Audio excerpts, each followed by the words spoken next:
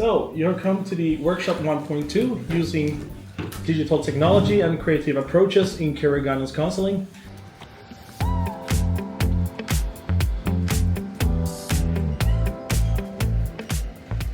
Hello everyone and welcome to another episode. I'm DigiBot, the digital assistant for Joakim Cao, study and career counselor at Lund University. In today's vlog, we're taking you along on an exciting journey to Finland for the IAEVG International Conference 2024, held in the beautiful city of Jyväskylä. This trip starts in Lund, Sweden. Joakim is heading to Copenhagen Airport, just across the Öresund Bridge in Denmark, before catching a flight to Helsinki, Finland. After a short flight, Joakim will arrive at Helsinki Airport.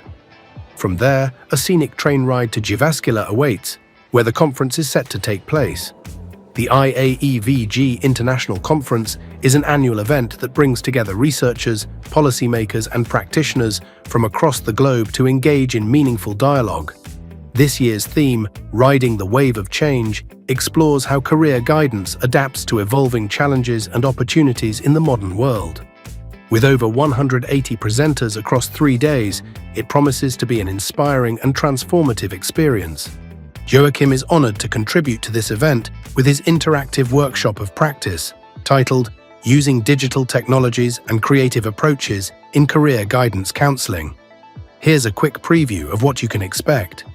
In this session, Joakim will showcase examples of digital tools used in online career conversations, explore how AI and digital technologies can blend with traditional career guidance practices, share ideas for interactive and creative approaches to engage clients both online and in person.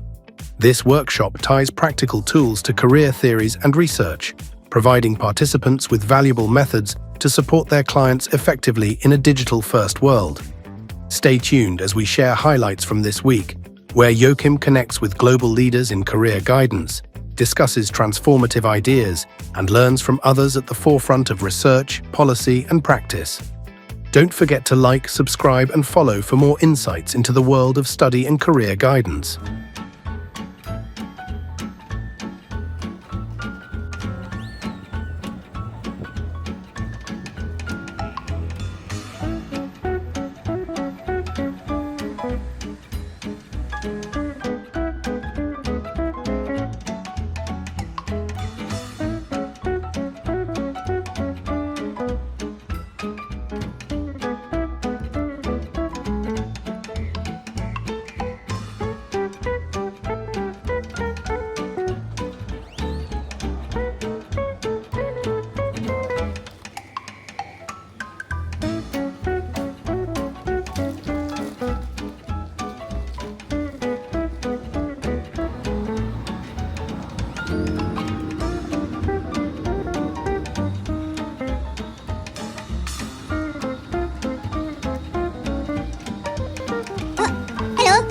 Ready to go, just enter the doors and finish the loading downstairs, and when they are ready we're gonna head out towards the Helsinki. Flight time today approximately 1 hour 15 minutes.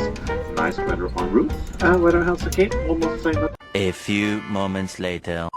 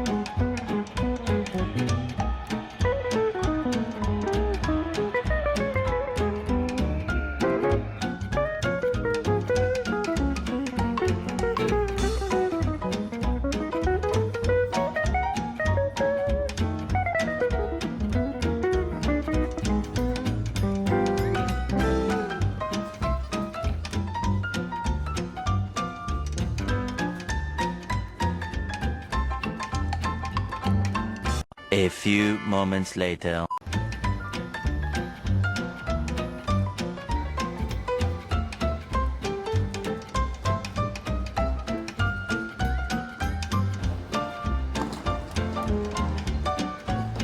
kameroitelle numero 1, joten avautuvat polkusuuntaan nähden oikealle puolelle. Ja tuo G-juna yhteys kohti Lahtea lähtee raiteelta 8 ja R-juna kohti Helsinkiä väliasemien kautta raiteelta 5 ja kulku näihin vaihtoyhteysjuniin.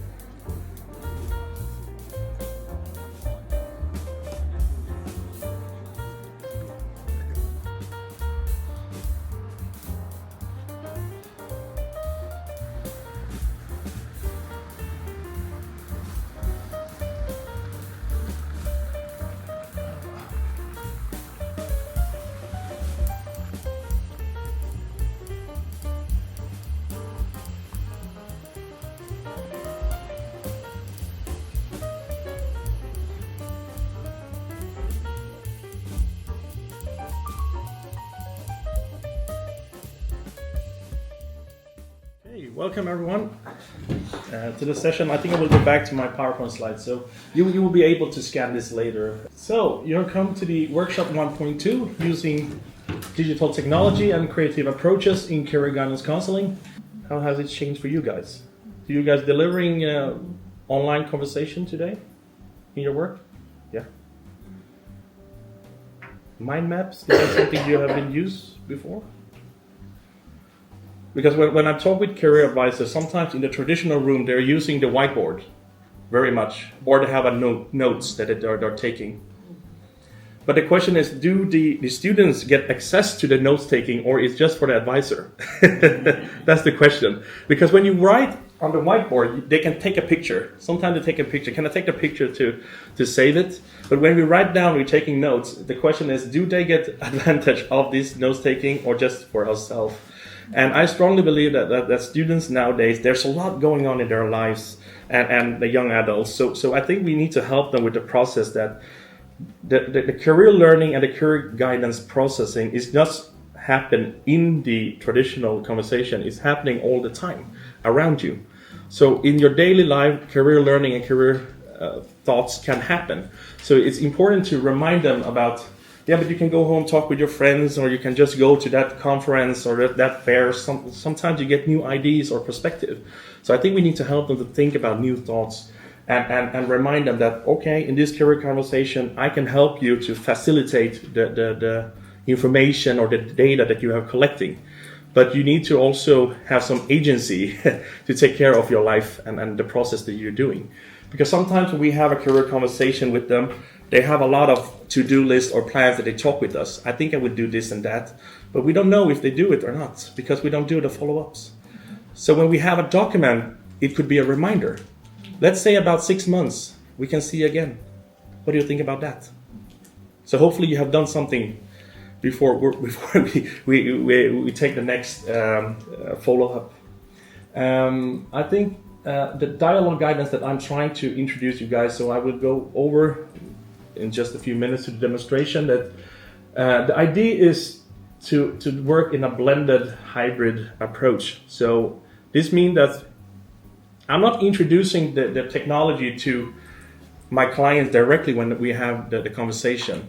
Let's say the conversation is 45 minutes, and we have in the beginning of the conversation, like the first 30 minutes, we are talking about their problems.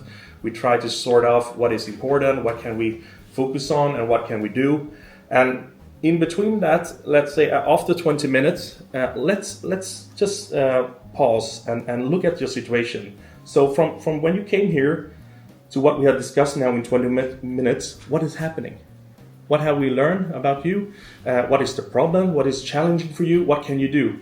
And then I invite them to work in the digital environment. So we're shifting. So we start up with a very traditional career guidance counseling. We are asking questions, we are doing sum up, we are clarifying the situation and so on. And then we invite them, okay, let's say we are trying to mapping and capture your situation. What is happening? What is going on? So then we shift with technology. So you can use technology in your work by invite them to Padlet, to taking notes or somehow, just to remind them about that. I understand that you have a lot of thoughts. This is really important for you. It seems like you have think about this future for a long time. It's not something just came like yesterday. You're processing a lot of time. What do you think about if we just take a few minutes to write everything down and see what is really going on and what really matters for you? What do you think about that? So we invite them to start working in the digital environment. So we're shifting from career guidance counseling in the traditional way, and then we can use documents and things that we can actually prepare before we enter the guidance counseling. So I don't mean that you need to create a lot of stuff. I will show you that I have already prepared a lot of pictures, visualization, exercises, so you can just reuse them in the meeting in just a few seconds, and you can explain to them. I don't know how it is in your country, but you know, when you apply to university, there are general requirements and specific requirements. And when we explain it, when we're using a picture or a drawing, it's much easier to explain for them than just by using words. Are you with me?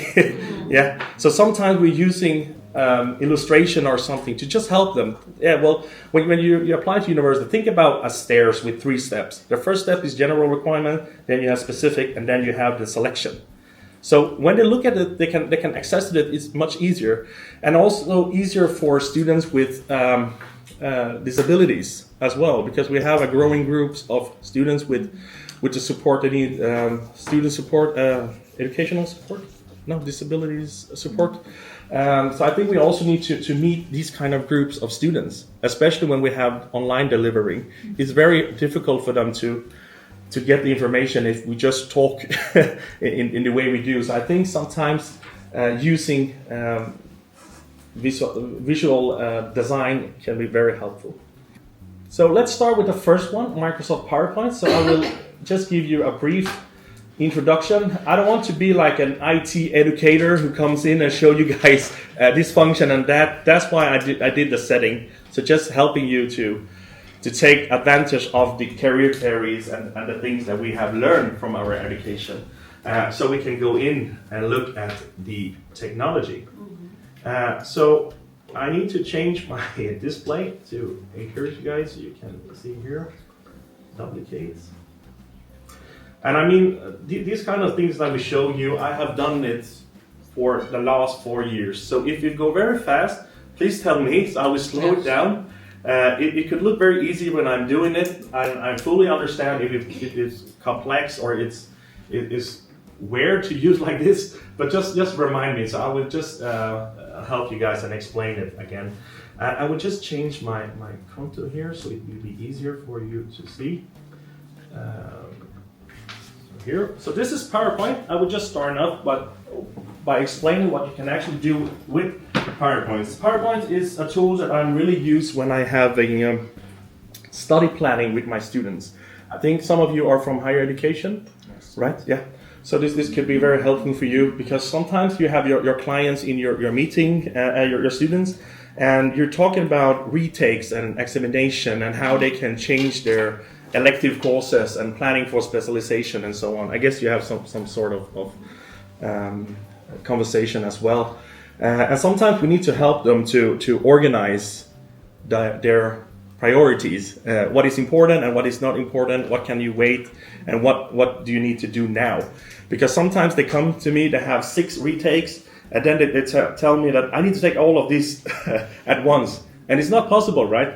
Sometimes you need to plan. This one I can take this period, this one I need to wait for the next period. So when we're using PowerPoint, we can actually use it at note-taking.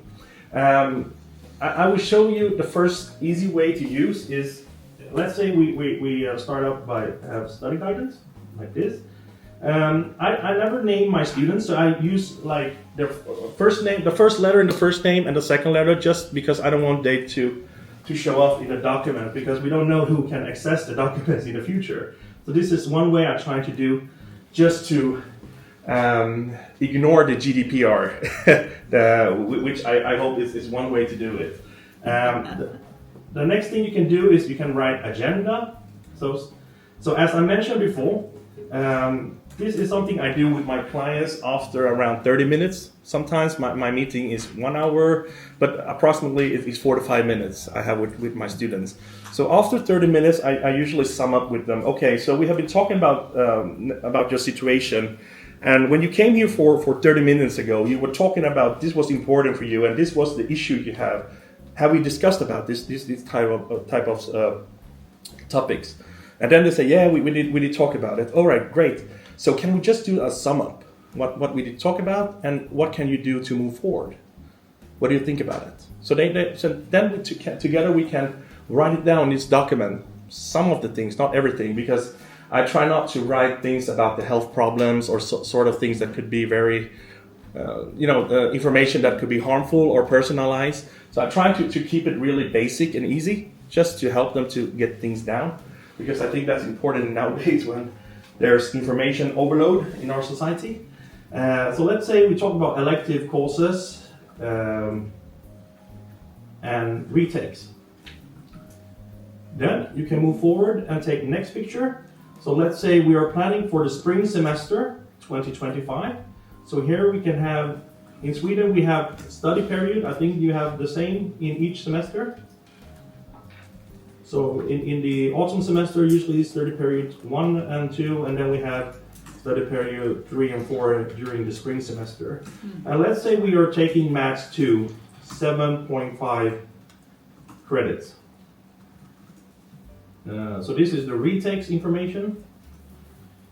And here, let's say this is a new course. We can do like this.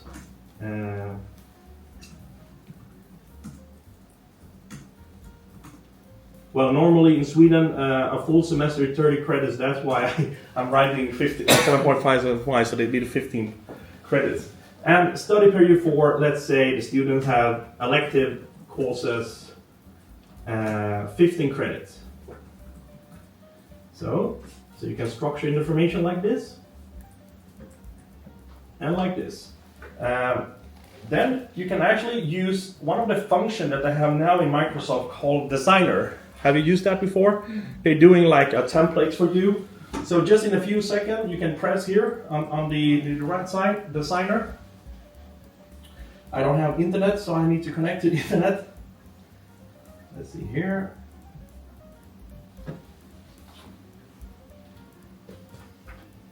This is really basic stuff, but just to get going, right, with the thinking. So if you have already known this type of technique, it's really good to be used in a certain way. So you can hear study guidance, and then you have the agenda here. You can just choose the one that you like, that is easy for the student. But what I like is this one, when you do the study planning. This one will be very easy for them to see when you're structuring up. And this takes just like a few seconds, as you see. We just write it down, and then we have a document. When we finish with this document, we can export it as a PDF file.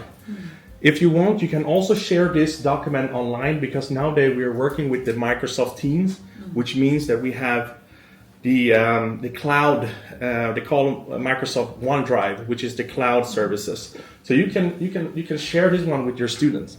So this is a typical technique that you can be used just in a few seconds. Get a document so you can share with your students. Another thing you can do is reuse slides. Have you done this one before? No. This one is if you have an existing PowerPoint that you have already done before.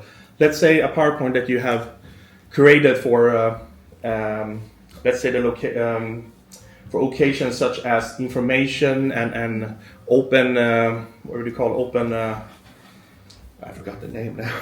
Open fairs, for example, when you have prospective students, your information about university, and you have sort of PowerPoint slide that you think, oh, this one is really good that I can show my students. Then you can use the reuse slides to save time.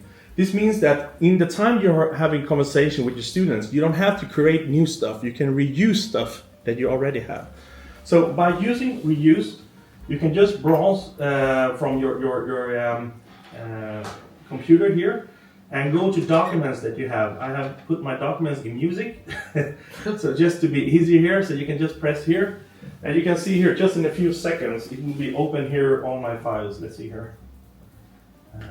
So here, so you can insert your slides just in a few seconds. If you want to talk with your students about the student wheel that we have, this one is a strategy that we talk with students when they're trying to get the balance in their study life. Sometimes they think about study strategies as something that is really important, but sometimes if you don't have the health with you or the motivation or the planning, your studies can also be affected by that. So this is a student wheel we have. You can also put in some pictures like this. You can put this one. So everything you're setting into your PowerPoint is editable. So this means that you can edit this one like this.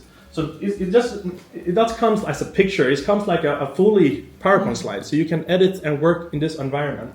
So we're using PowerPoint in another way that we are used to, right? So instead of using it as a PowerPoint, we can use it as a document. As a tool, so we can provide documents and notes taking as well.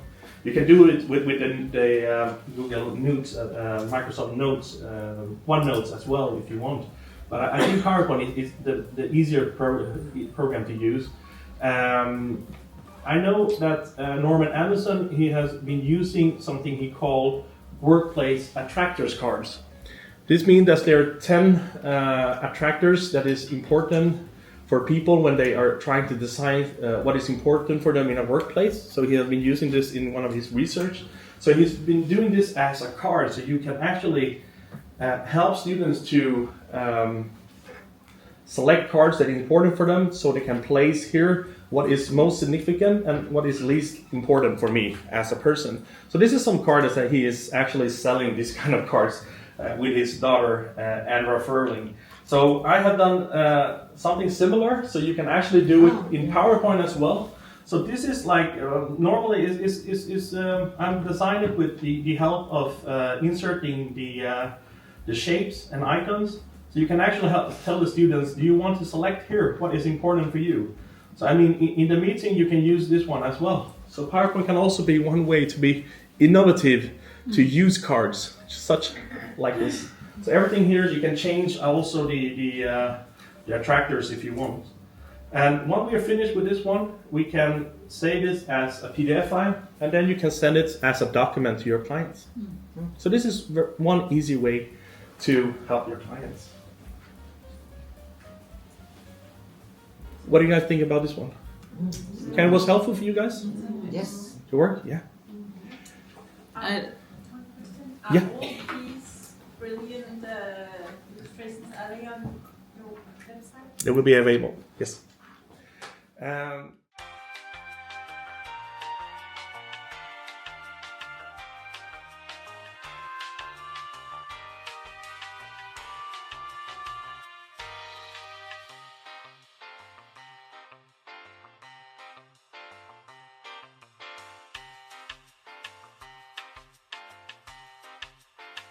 Systematic, but also deeply responsive to individual needs. This is an exciting opportunity to learn from one of the leading voices in career theory application, providing us with tools that we can use in our practice to help clients navigate complex career decisions. So, without further ado, I would like to welcome James B. Sampson. Dr. Sampson, the floor is yours.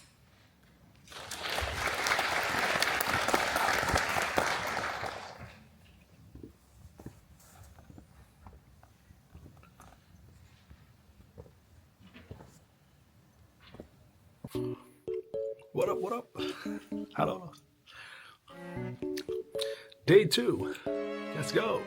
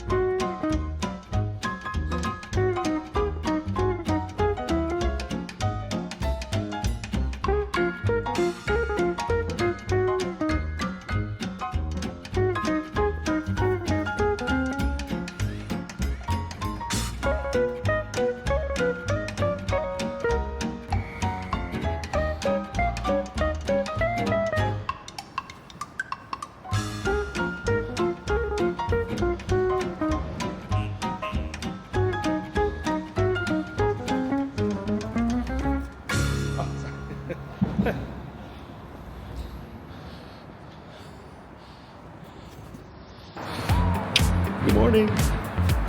Hello guys.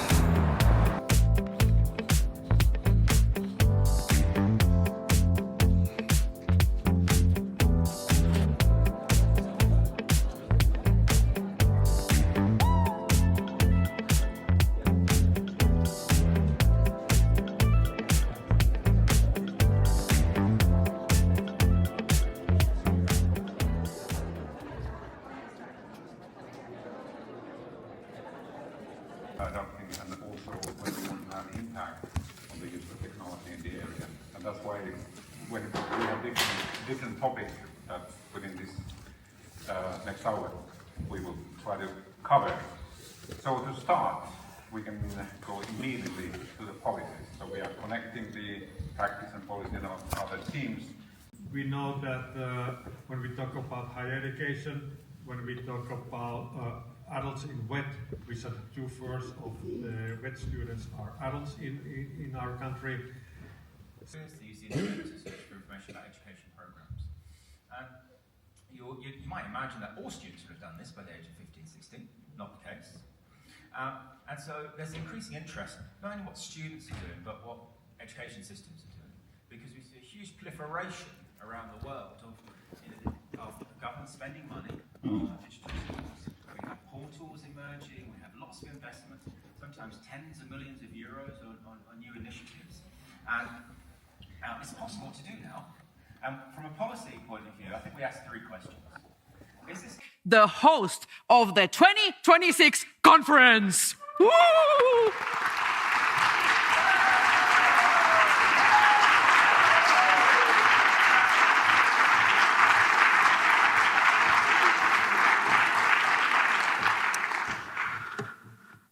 Tuia ki runga, tuia ki raro, tuia ki waho, tuia ki roto, tuia ki te here tangata, ka rongo te po, homi e, tui e, taiki e. Kia ora tātou katoa from New Zealand. My name is Craig Dyerson, and I am the president of the Careers and Transition Education Association of New Zealand. It is my greatest pleasure and privilege on behalf of our association and our local iwi, Ngāti Whātua, of whose korowai I proudly wear today, to welcome you all to attend the 2026 IAEVG International Conference in Tamaki Makaurau, Aotearoa, Auckland, New Zealand.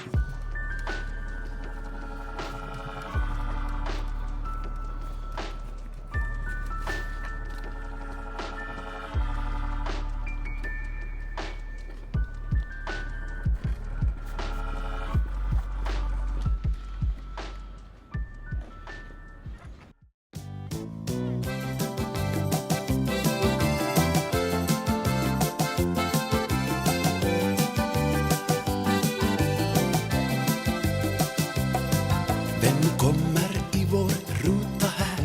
Jo visst, det Mumintrollet är. Med sammetsnos och liten svans. Det bästa troll som någonsin fanns. Det är ju Mumin. Det är ju Mumin. I Mumindalens trygga ro. I Muminhus vi ser den bo. En skön familj där var och en har sammetsnos